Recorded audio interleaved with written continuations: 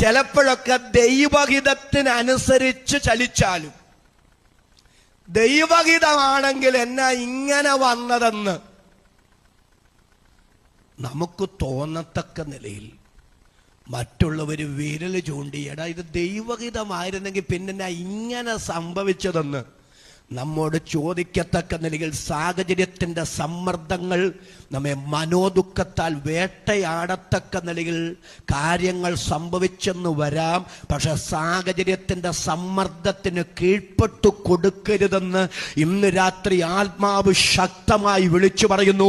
ദൈവിക നിയോഗത്തെ സംശയിക്കണ്ട, ഉറച്ചു നിന്നാൽ മതി. അത് ദൈവഹിതമായിരുന്നു എന്ന് എല്ലാവർക്കും ബോധ്യമാകത്തക്ക നിലയിൽ എന്റെ ദൈവത്തിന്റെ ഒരു ഇടപെടൽ പ്രതീക്ഷിച്ചോളാൻ ഇന്ന് രാത്രി KJ തോമസ് അല്ല, പരിശുദ്ധാത്മാവ് തലയിൽ കൈവച്ച ആലോചന കൈമാറുന്നു.